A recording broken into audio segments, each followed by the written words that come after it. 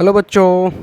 पिछले वीडियो में हम लोग क्लास 11th की फिजिक्स में गतिकी चैप्टर पढ़ रहे थे, काइनेमेटिक्स, जिसमें हम लोग सरल रेखा में गति वाला पोर्शन अभी कर रहे हैं। तो पिछले वीडियो में हम लोगों ने छोटे मोटे जो कॉन्सेप्ट्स होते हैं वो पढ़ा था और दूरी और विस्थापन के बारे में समझा था। आज की वीडियो में हम लोग चाल और वेग के बारे में पढ़ेंगे, चाल और वेग के बारे में पढ़ेंगे। तो चलिए वीडियो को हम लोग शुरू करते हैं।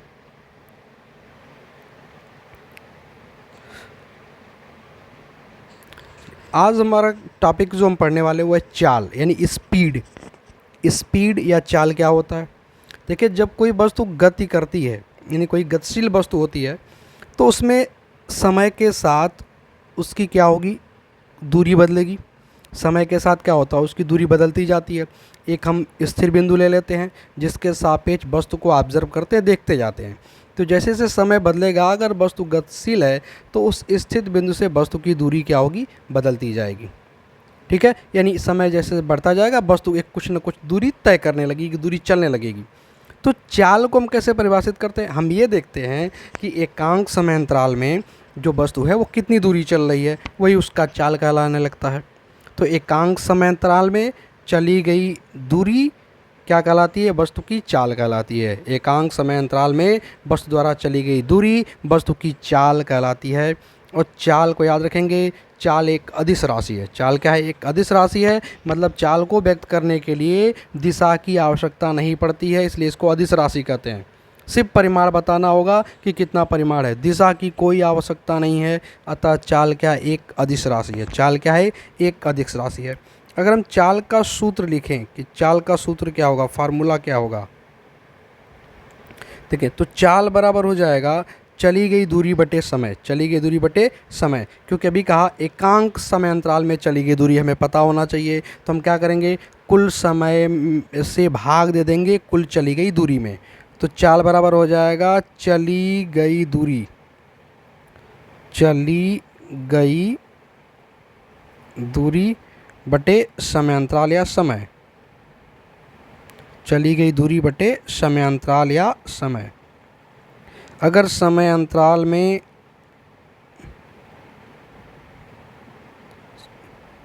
समय अंतराल से क्या करें, हम भाग दे दें किसमें, चली गई दूरी में, तो हमें चाल मिल जाएगा। यानी चाल बराबर चली गई दूरी बटे समय अंतराल। चाल का सूत्र क्या होगा? चाल बराबर चली गई दूरी बटे समय अंतराल। कक्षा 9th में भी आपने ये फार्मूला पढ़ा है, ये परिभाषा पढ़ा है। चलिए आगे हम बढ़ते हैं। चाल एक अदिश राशि हो गया, चाल की परिभाषा हो गया, चाल का सूत्र हो गया। अब इसका मात्रक देखें कि चाल का मात्रक क्या होगा। तो मात्रक SI पद्धति में हो देखेंगे तो हम लोग मात्रक सूत्र की सहायता से ही निकालते हैं। तो चाल का सूत्र चली गई दूरी बटे समय अंतराल है, तो इसका जो मात्रक होगा इसी सूत्र से निकलेगा। तो पहले ऊपर क्या लिखेंगे, अंश में चाल का मात्रक, दूरी का मात्रक लिखेंगे। अंश में किसका मात्रक लिखेंगे? दूरी का मात्रक लिखेंगे। और नीचे हर में समय अंतराल यानी समय का मात्रक रखेंगे। तो दूरी का मात्रक बटे समय का मात्रक, इससे हमारा क्या आ जाएगा, चाल का मात्रक निकल के आ जाएगा। तो दूरी का मात्रक SI पद्धति में हम पहले लिख रहे हैं। तो दूरी का SI पद्धति में मात्रक होता है मीटर। ठीक है, दूरी का SI पद्धति में मात्रक मीटर होता है और समय का क्या होता है, सेकंड होता है। तो इस तरह से हो जाएगा मीटर प्रति सेकंड। क्या हो जाएगा? मीटर प्रति सेकंड। ये किस पद्धति में है? ये SI पद्धति में है।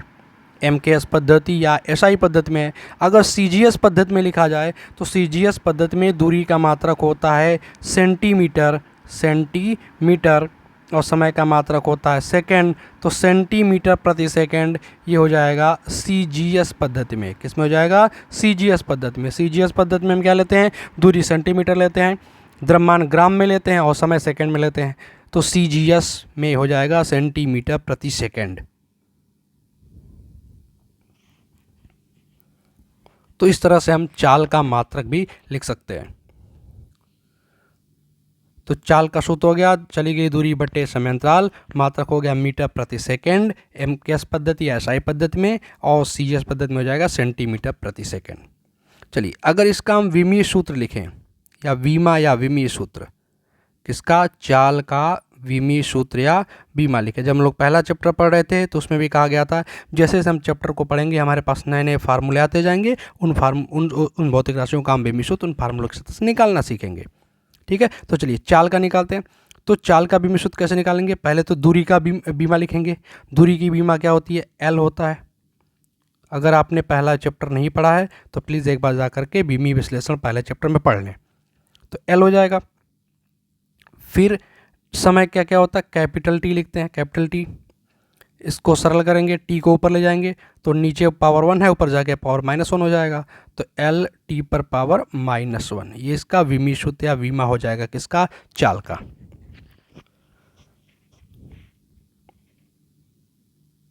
चलिए अब हम लोग समझते हैं एक समान चाल या यूनिफॉर्म स्पीड क्या होता है। एक समान चाल, इंग्लिश में बोलते हैं यूनिफॉर्म स्पीड। क्या होता है एक समान चाल? देखिए, जब कोई वस्तु गतिशील हो, यानी गति कर रही हो और समान समयांतरालों में समान दूरियां तय करती हो तो वस्तु की चाल एक समान चाल कहलाती है।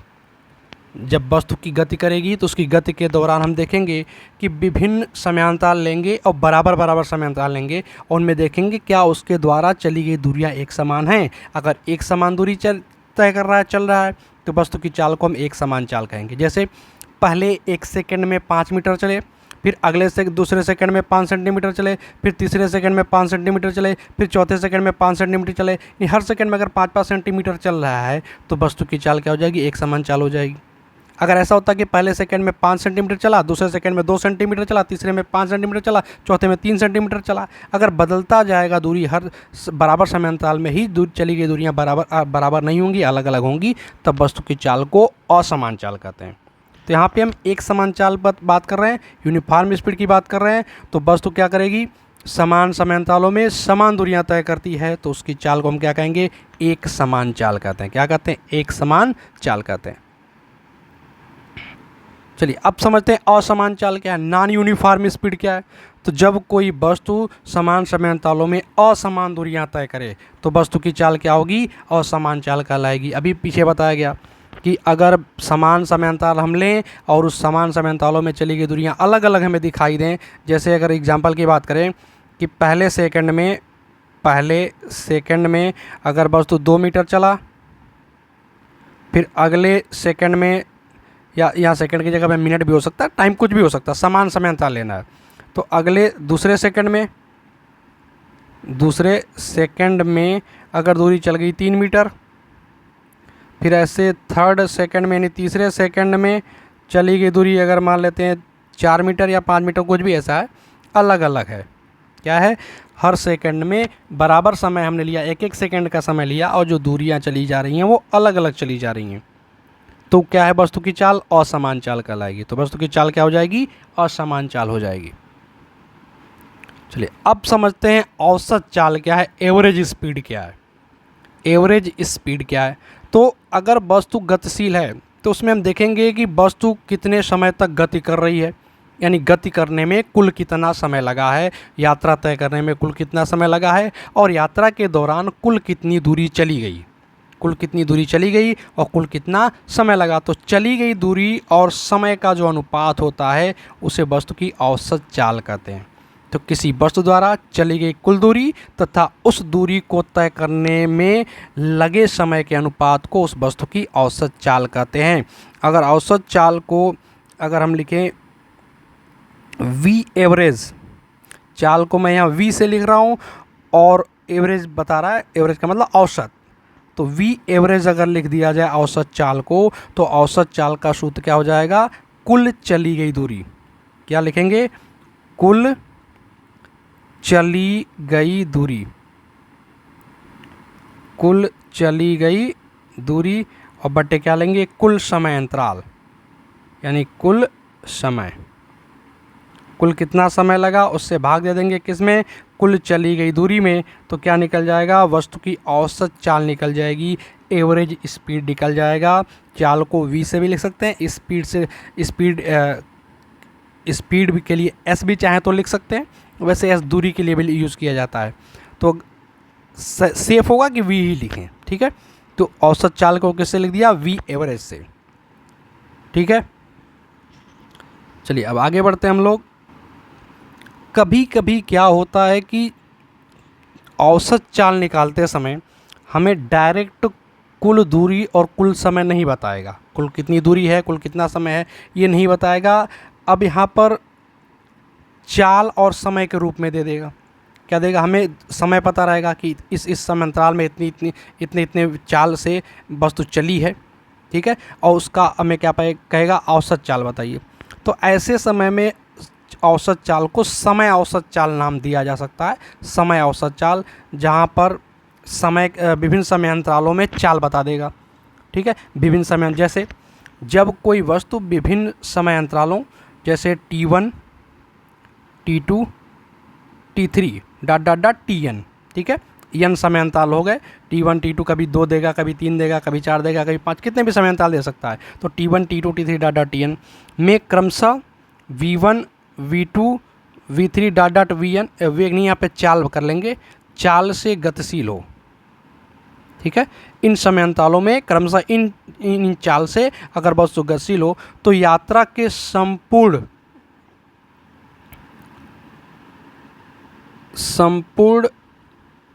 समय रहेगा, यहाँ संपूर्ण समय, यहाँ पे समय लिख लेंगे। संपूर्ण समय के लिए औसत चाल समय औसत चाल कहलाती है। क्या करेंगे? यात्रा के संपूर्ण समय के लिए जो औसत चाल निकालेंगे वो क्या कहलाएगा? समय औसत चाल कहलाएगा। जब कोई वस्तु विभिन्न समय अंतरालों, वो समय अंतराल T1 T2 T3 data Tn हमने मान लिया, उनमें जो वेग है वो बता दिया है, वेग कह रहे हैं चाल बता दिया, V1 V2 V3 dot dot Vn, यानी T1 समय अंतराल के लिए चाल V1 है, T2 समय अंतराल के लिए चाल V2 है, T3 के लिए V3, ऐसे डॉट डॉट Tn समय के लिए चाल Vn है। तो संपूर्ण यात्रा के लिए, यात्रा के संपूर्ण समय के लिए जो हम औसत चाल निकालेंगे उसको हम क्या कहेंगे? समय औसत चाल कह सकते हैं, ठीक है। ये भी औसत चाल ही है, कोई अलग चीज़ नहीं है, बस थोड़ा सा रिप्रेजेंट करने का तरीका बदल दिया गया, तो इसको समय औसत चाल बोल सकते हैं। सिर्फ औसत चाल बोल देंगे तब भी गलत नहीं होगा, औसत चाल ही है ये, ठीक है। अब इसमें औसत चाल का अगर हम फार्मूला बनाना चाहें तो कैसे निकालेंगे? औसत चाल को हम लोग क्या लिखेंगे? V average. तो V एवरेज हमारा जो औसत चाल का बेसिक कॉन्सेप्ट है, बेसिक फार्मूला वही रहेगा, कुल दूरी बटे कुल समय, ठीक है। ये फिक्स हो जाए, इससे चिपक जाइए, इस फार्मूले को छोड़ना नहीं है। कुल दूरी बटे कुल समय, कुल दूरी बटे कुल समय, ये ही रहेगा, ये नहीं बदलेगा। जब भी औसत चाल निकालना कुल दूरी बटे कुल समय लगाएंगे, कुल चली गई दूरी बटे कुल समय। अब इसको थोड़ा सा हम लोग सिंपल करते हैं। जो चीज़ें हमारे पास ज्ञात हैं, कुल दूरी, दूरी तो यहाँ पता ही नहीं है हमें, यहाँ पर क्या दूरी हमें पता नहीं है, तो हम क्या करेंगे? कुल दूरी कैसे निकालेंगे? अगर देखें T1 समय में चली गई दूरी हमें पता हो जाए, ऐसे हर समय अंतराल में चली गई दूरी हमें पता हो जाए कि T1 समय में मान लिया D1 दूरी चला है, T2 समय अंतराल में D2 दूरी चला है, ऐसे T3 में D3 dot dot dot Tn समय अंतराल में Dn दूरी चला है। तो कुल चली गई दूरी क्या हो जाएगा? तीनों को सबको जोड़ देंगे जितने भी पता है, D1 D2 D3 dot dot Dn सबको जोड़ देंगे तो कुल दूरी हमें निकल के आ जाएगी, ठीक है। तो कुल दूरी क्या हो जाएगा हमारा? अगर हम मान लेते हैं कि T1 समय में चली गई दूरी D1 है, T2 समय में चली गई दूरी D2 है, T3 में चली गई दूरी D3 है, और प्लस ऐसे या Tn समय में चली गई दूरी Dn है, तो कुल दूरी हो गया, सबको जोड़ देंगे। अब बटे कुल समय, तो समय क्या है? T1 है प्लस T2 है प्लस T3 है, सबको जोड़ते जाएंगे, लास्ट में क्या हो जाएगा? प्लस Tn, ये कुल समय हो जाएगा।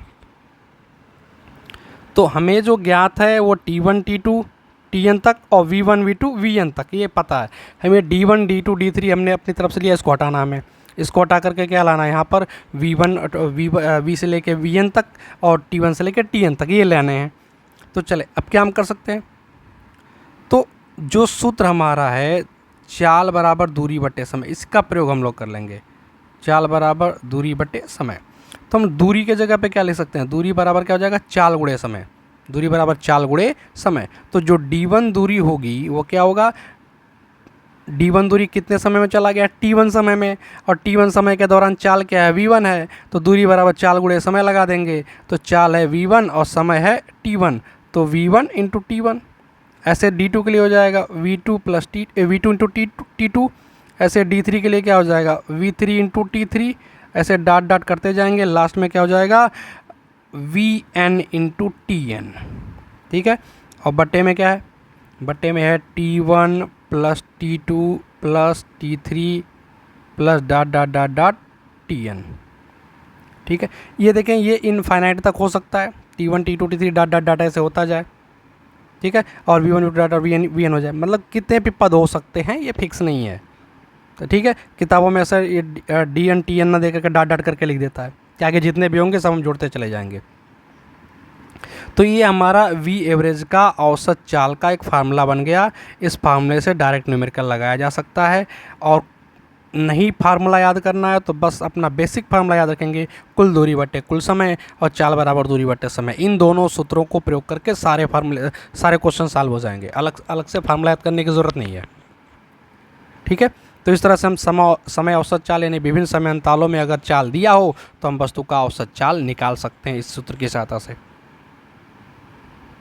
चलिए अब एक विशेष स्थिति पर चर्चा करते हैं कि यदि कोई वस्तु यात्रा के आधे समय में v1 चाल से तथा शेष आधे समय में v2 चाल से गतिशील हो, तब औसत चाल क्या होगा।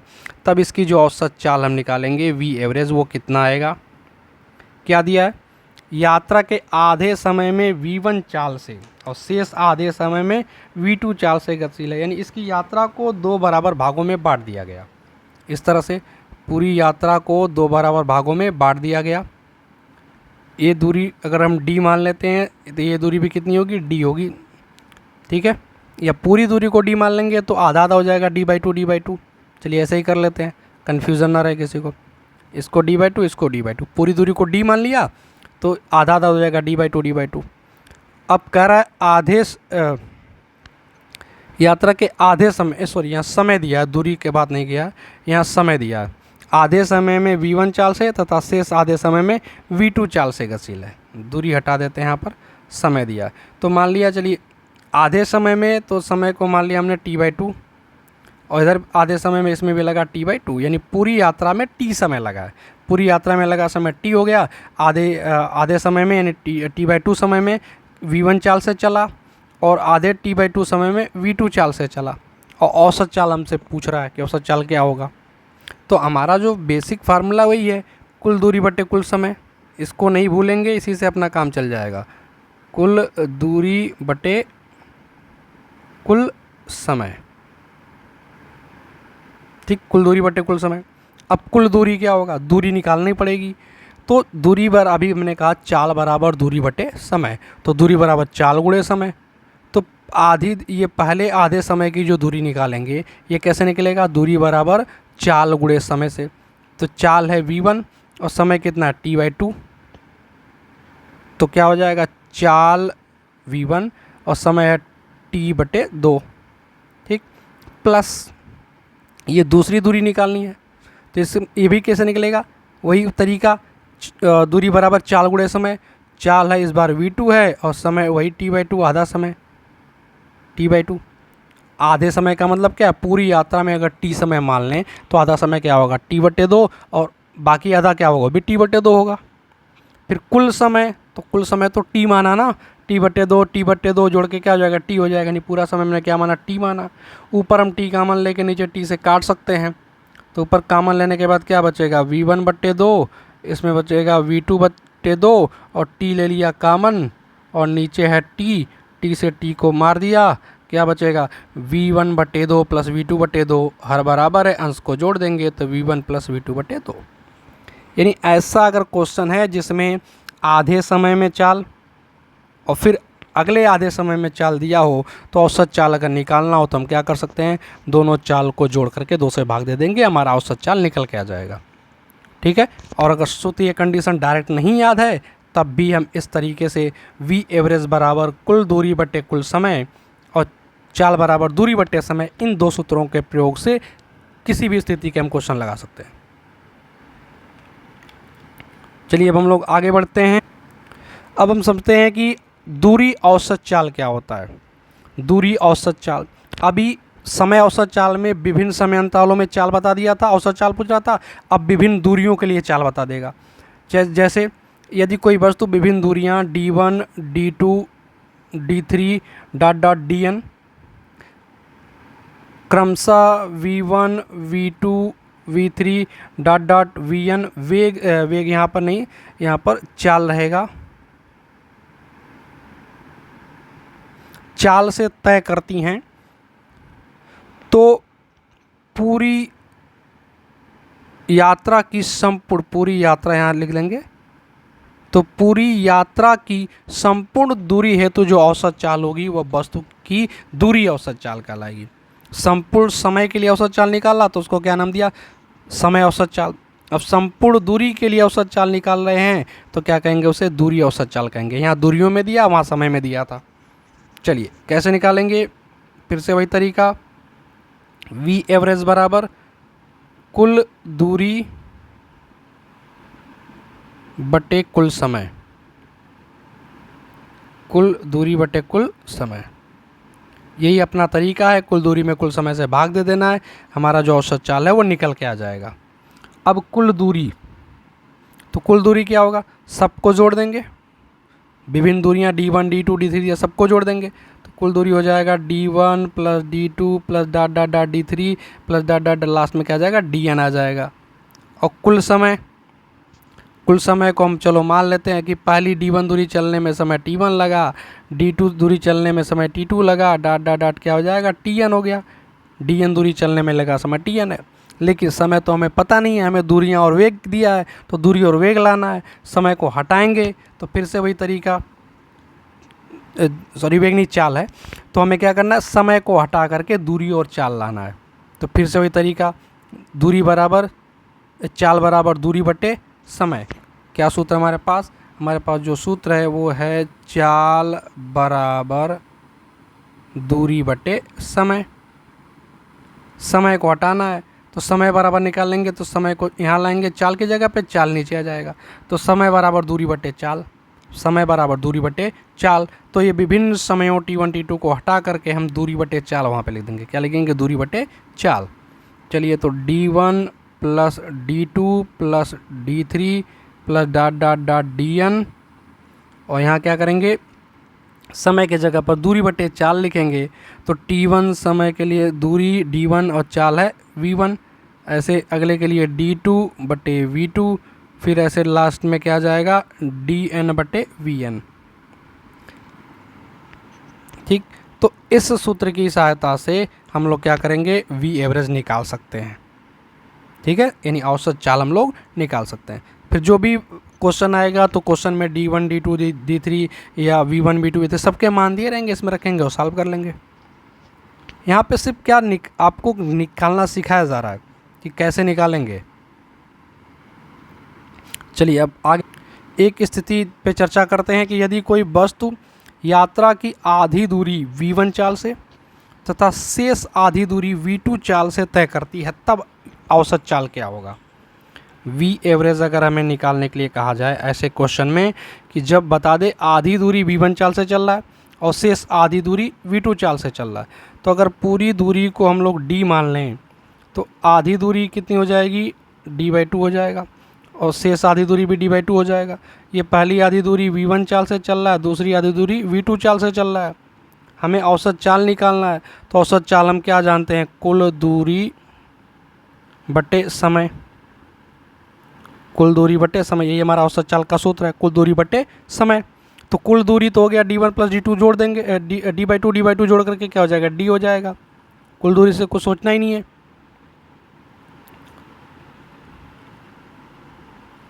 और चाल समय चाहिए, समय को हम क्या मान लेते हैं कि जो पहला आधा दूरी है उसको चलने में लगा समय t1 है और अगले आधे दूरी को चलने में लगा समय t2 है, तो कुल समय क्या हो जाएगा, t1 plus t2, t1 plus t2।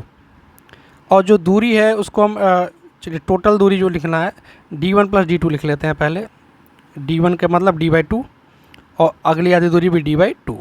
ठीक है, आधी दूरी कह रहा था, आधा आधा, तो d हमने टोटल मान लिया, d/2 हो गया, दोनों को जोड़ दिए, आधा दूरी। ठीक, समय t1 t2।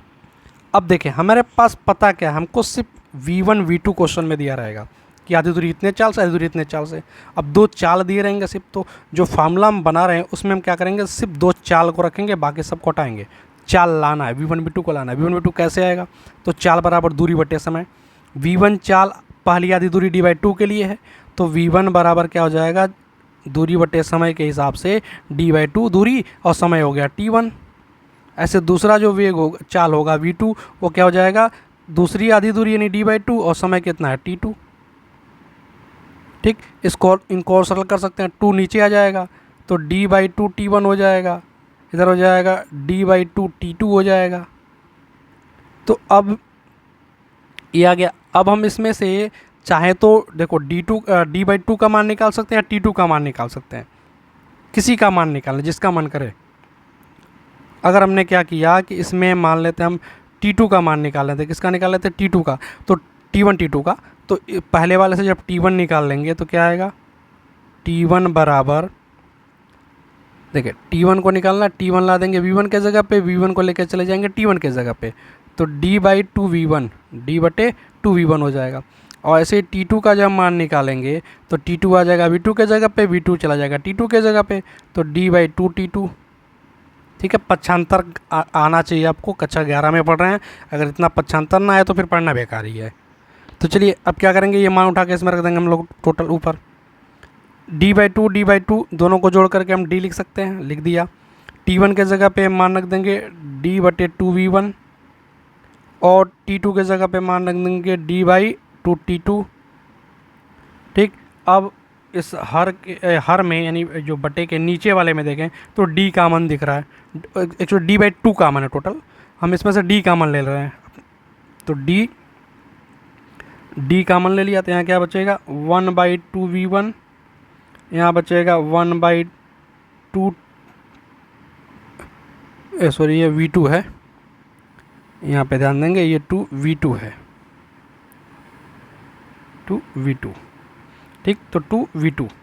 अब इससे क्या होगा, d से d तो कट जाएगा, तो क्या बचेगा 1/2 v1 प्लस 1/2 v2। 1/2 भी कॉमन ले सकते हैं इसमें से, इसको कहाँ लिखें, चलो यहाँ ऊपर लिख देते हैं, ध्यान दीजिएगा ऊपर लिख रहे हैं इसको, 1 नीचे 1/2 भी कॉमन ले लिया, तो क्या बचेगा 1/v1 प्लस 1/v2। अब 2 को चाहे तो ऊपर लेके चले जाए, 2 कहाँ चला जाए ऊपर, तो 2/1/v1 प्लस 1/v2। अब चाहे तो इसका हर बराबर कर दें, देखिए लिखने का तरीका यहीं पे छोड़ सकते हैं, इसका चाहे तो एक स्टेप और लगा सकते हैं, इसके हर बराबर कर सकते हैं नीचे वाले का, नीचे वाले भिन्न का हर बराबर करेंगे तो v2 का गुणा 1 में, v1 का गुणा 1 में, तो ये हो जाएगा 2, देखिए v2 अब प्लस इधर हो गया v1 और नीचे हो जाएगा v1 v2, फिर 2v1 v2 को ऊपर लेके चले जाएंगे तो 2v1 v2 अपान v1 प्लस v2, इस रूप में आ जाएगा ये। तो v एवरेज का फार्मूला आ गया 2v1 v2 अपान v1 प्लस v2। ठीक है, इस तरह से हम विभिन्न फार्मूले बना सकते हैं।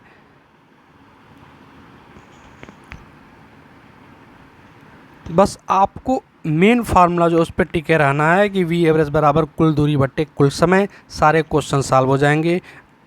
तो v एवरेज बराबर कुल दूरी बट्टे कुल समय और दूरी बराबर चाल बराबर दूरी बट्टे समय, इन्हीं दोनों सूत्रों का प्रयोग करके एक से मान उठा के दूसरे में रखना है और सिंपल कर लेना है। ठीक है, चलिए अब हम लोग समझते हैं तात्क्षणिक चाल क्या है, इंस्टेंटेनियस स्पीड क्या है। तात्क्षणिक चाल, इंस्टेंटेनियस स्पीड, तो किसी क्षण पर या समय पर, किसी निश्चित क्षण या समय पर जो वस्तु की चाल होती है उसे हम वस्तु की तात्क्षणिक चाल कहते हैं। किसी निश्चित क्षण या समय पर वस्तु की चाल को हम क्या कहते हैं, उसकी तात्क्षणिक चाल कहते हैं। क्या कहते हैं उसे, तात्क्षणिक चाल कहते हैं। देखिए अब औसत चाल का भी हमने पीछे पढ़ा कि कुल दूरी बट्टे कुल समय, कुल चली गई दूरी में कुल समय अंतराल से भाग देते हैं तो औसत चाल निकल जाता है। तो v एवरेज को, औसत चाल v एवरेज को हम ऐसे भी लिख सकते हैं, कुल दूरी को हम लिख देते हैं डेल्टा x, ऐसे लिख दिया डेल्टा x। ठीक, और बटे समय को लिख दिया डेल्टा t, समय अंतराल को लिख दिया डेल्टा t। ये हो जाता है हमारा औसत चाल। और तात्क्षणिक चाल क्या होता है, किसी क्षण या समय पर, यानी जो समयांतराल होगा वो बहुत छोटा होगा, यानी समयांतराल को हम जो डेल्टा टी लिख रहे हैं ये टेंस टू जीरो। समयांतराल मतलब क्या, समय का अंतर, और जब वो अंतर एकदम छोटा हो जाए, बहुत छोटा हो जाए, जीरो की तरफ चला जाए, तो उसी को हम क्षण बोल देते हैं, किसी निश्चित क्षण या समय बोल देते हैं। तो जब delta T tends to zero होता है तो मैथमेटिकली हम इसको क्या करते हैं, तब बोलेंगे तात्क्षणिक चाल, तात्क्षणिक चाल बोलेंगे, और उसको क्या लिखेंगे, डेल्टा के जगह पर ऐसे लिख सकते हैं इसको, तात्क्षणिक चाल v बराबर डेल्टा x बटे डेल्टा टी, ठीक। और यहाँ पर लिमिट ले लेंगे, लिमिट क्या होगा, डेल्टा टी टेंस टू जा रहा है zero, delta to tends to zero, zero की तरफ जा रहा है। तब यहाँ पे क्या हो जाएगा, हम इसको कैलकुलस के रूप में, मैथमेटिक्स के रूप में dx/dt लिख देते हैं, ठीक है। ये गणित में आप पढ़ेंगे मैथ में, तो इसको dx/dt लिख दिया जाता है। तो इस तरह से हमारा जो तात्क्षणिक चाल हो जाएगा उसका सूत्र क्या बन जाएगा, dx/dt। और एवरेज स्पीड का क्या होता है, डेल्टा x/डेल्टा टी लिखते हैं वहाँ पर। ये क्या है, औसत चाल है, औसत चाल। और इसको क्या बोलेंगे, तात्क्षणिक चाल, तात्क्षणिक चाल। तात्क्षणिक चाल का मतलब क्या हुआ कि अगर मान लिया एक वस्तु एक जगह से दूसरी जगह जा रही है, अब बीच में बहुत सारे स्थान पड़े होंगे, जैसे मान लिया ये ए पे घर है और बी पर स्कूल है, तो घर से स्कूल जा रहे हैं, बीच में कोई एक दुकान है, शॉप है, ठीक। तो इस दुकान के सामने जब पहुँचे उस समय का वेग पूछा जाए तो वस्तु का वो तात्क्षणिक वेग कहलाएगा। अब पूरे कितनी दूरी चला ऐसे घर से स्कूल जाने में और कुल कितना समय लगा उसमें भाग दे दिया, तो उसकी पूरी यात्रा के दौरान की वो औसत चाल कहलाएगी, ठीक है। और तात्क्षणिक चाल क्या होगा, किसी एक स्थान पर, ठीक है, ए से लेके बी के बीच में किसी एक स्थान पर, या समय के पद में भी बोल सकते हैं कि अगर 10 बजे से चले और 10:30 बजे पहुँचे, तो 10 से 10:30 के बीच में किसी एक समय पर, निश्चित समय पर, जैसे 10:02 जब हुआ तब चाल क्या थी, 10:25 हुआ तब चाल क्या थी। तो किसी निश्चित क्षण पर जो चाल है वो उसकी तात्क्षणिक चाल कहलाता है। और इसमें जो समयांतराल हम लेते हैं वो बहुत छोटा होता है, टेंस टू जीरो हो जाता है, delta T tends to zero. तब इसको मैथमेटिकली कैसे लिखेंगे, v बराबर limit delta T tends to zero delta x/डेल्टा टी, और ऐसी स्थिति में डेल्टा के जगह पे हम लोग d का प्रयोग कर देते हैं, dx/dt, dx/dt। इसको गणित की भाषा में, कैलकुलस की भाषा में अवकलन कहते हैं। अवकलन क्या कहते हैं, अवकलन। दूरी का अवकलन किया जा रहा है समय के सापेक्ष, जो नीचे उसके सापेक्ष किसका अवकलन कर रहे हैं, ऊपर वाले का, x क्या है, दूरी है, और नीचे क्या है, समय। तो समय के सापेक्ष दूरी का अवकलन कर रहे हैं, हमें क्या मिल रहा है, तात्क्षणिक चाल मिल रहा है। चलिए अब वेलोसिटी समझते हैं। वेग क्या है, वेलोसिटी। तो किसी वस्तु द्वारा किसी निश्चित दिशा में एकांक समय में चली गई दूरी को वस्तु का वेग कहते हैं। जैसे अभी हमने पीछे चाल के बारे में पढ़ा, तो इसमें क्या कहा कि निश्चित समय या एकांक समय अंतराल में चली गई जो दूरी है वो क्या कहलाती है, वो चाल कहलाती है। अब एकांक समय अंतराल में जो हम विस्थापन होता है उसे हम वेलोसिटी बोलते हैं, वेग बोलते हैं। एकांक समय में चली गई दूरी चाल है, और एकांक समय में जो विस्थापन होगा वो क्या होगा, वेग कहलाएगा।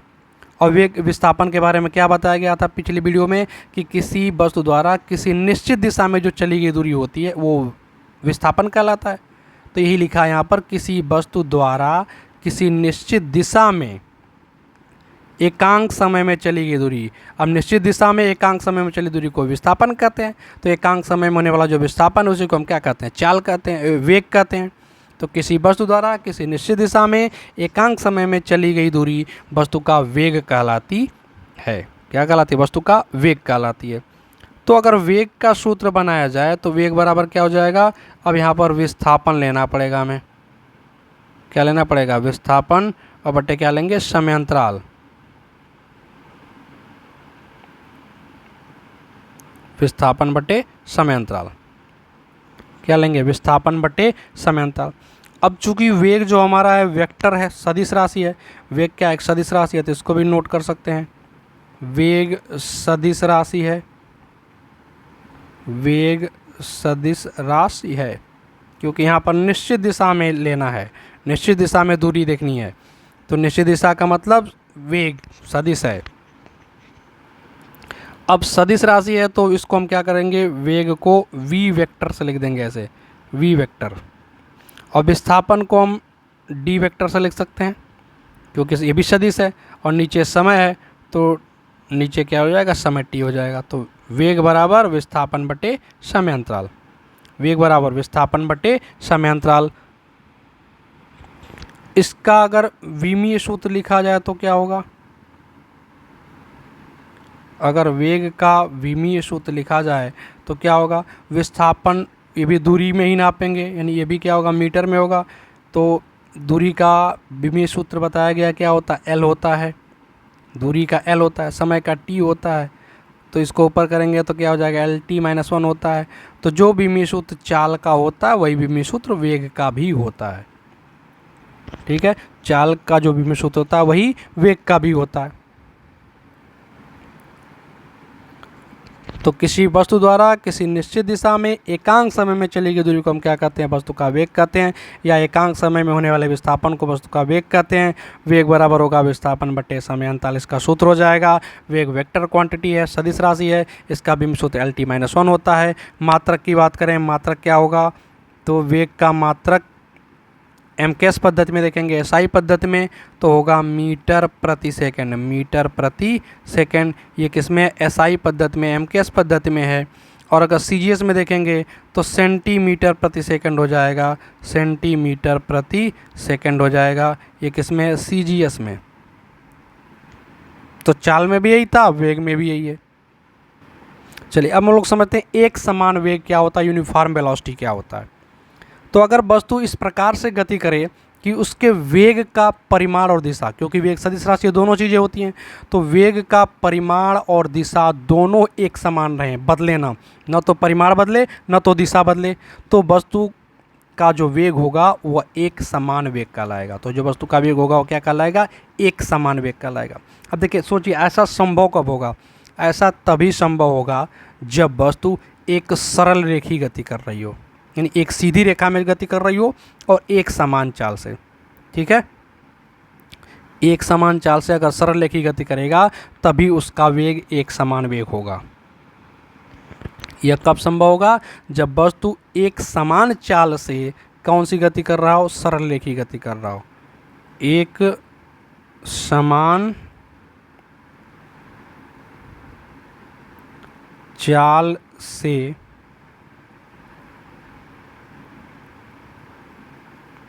सरल रेखीय गति कर रहे वस्तु का वेग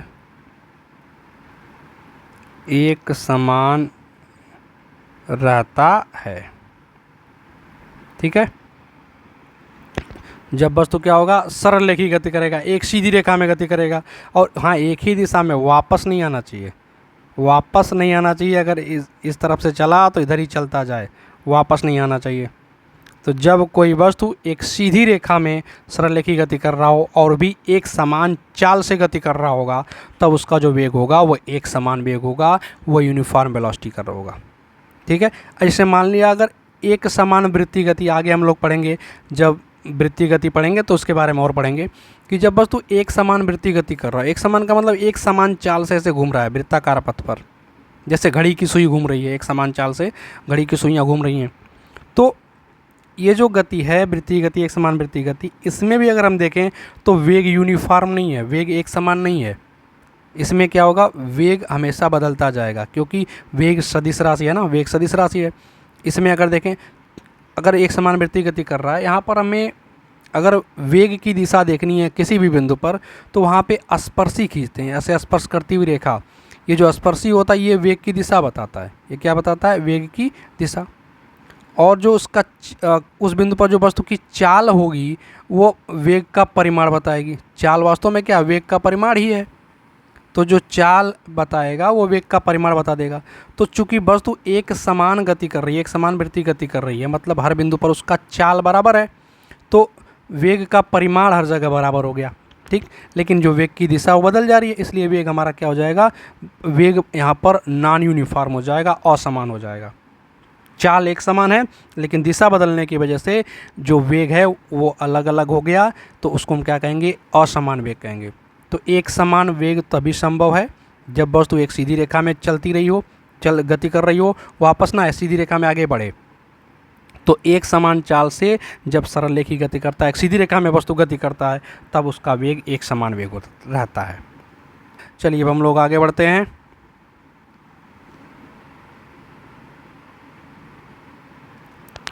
औसत वेग, एवरेज वेलोसिटी क्या है। औसत वेग, एवरेज वेलोसिटी, जैसे हमने औसत चाल देखा वैसे औसत वेग समझेंगे। तो औसत चाल में क्या आता, कुल दूरी बट्टे कुल समय। तो ऐसे वेग का होता विस्थापन बट्टे समय, तो औसत वेग क्या हो जाएगा, कुल विस्थापन तथा कुल समय का अनुपात। तो किसी वस्तु का कुल विस्थापन तथा विस्थापन में लगे कुल समय का अनुपात वस्तु का औसत वेग कहलाता है। औसत वेग को भी क्या लिखेंगे, वी एवरेज से लिखेंगे, बस इसके ऊपर वेक्टर चढ़ा लेंगे, सदिश राशि है। तो वी एवरेज बराबर क्या हो जाएगा, कुल विस्थापन बटे समय अंतराल, कुल समय अंतराल, कुल विस्थापन बटे कुल समय अंतराल। इसी को क्या कहेंगे, औसत वेग कहेंगे। इसको ऐसे भी लिख सकते हैं, V average is equal to, देखिए विस्थापन को हमने लिख दिया डेल्टा डी से, क्या लिख दिया, डेल्टा डी से, या डेल्टा एक्स भी लिख सकते हैं। ठीक है, अपना अपना तरीका, लेकिन यहाँ पे वेक्टर लगाना पड़ेगा इस बार, क्योंकि ये सदिश राशि है। दूरी वाले में अदिश था तो वहाँ x लिखा या d लिखा, ऊपर हमने कोई वेक्टर नहीं लगाया। यहाँ पर x लिखें या d लिखें, वेक्टर जरूर लगाएंगे। तो डेल्टा d बटे डेल्टा t, ये हमारा हो जाएगा एवरेज वेलोसिटी, औसत वेग। चलिए अब तात्क्षणिक वेग समझते हैं, इंस्टेंटेनियस वेलोसिटी क्या है। तो किसी वस्तु का किसी क्षण या समय पर जो वेग होगा उसे हम क्या कहेंगे, वस्तु का तात्क्षणिक वेग कहेंगे। अब तात्क्षणिक वेग को अगर वेक्टर v से लिखें तो फिर से वही तरीका कि जो हमारा delta d upon delta t था, delta d upon delta t यानी विस्थापन बटे समय अंतराल, इसमें कंडीशन लग जाएगी कि जो हमारा limit delta t tends to क्या होगा, 0। जो समय अंतराल होगा वो बहुत छोटा होगा, तब इसको हम क्षण या समय कह देंगे। तो डेल्टा t टेंस टू 0, तो ऐसे केस में मैथमेटिकली इसको हम क्या लिख देते हैं, d बाई डी टी लिख देंगे। अब देखिए यहाँ पर डी थोड़ा अच्छा नहीं लग रहा है देखने में, तो क्या करते हैं, इसको विस्थापन को x के रूप में लिख लेते हैं। क्या करेंगे, इसको x के रूप में लिख देंगे, इसको मिटा के फिर से लिख देते हैं।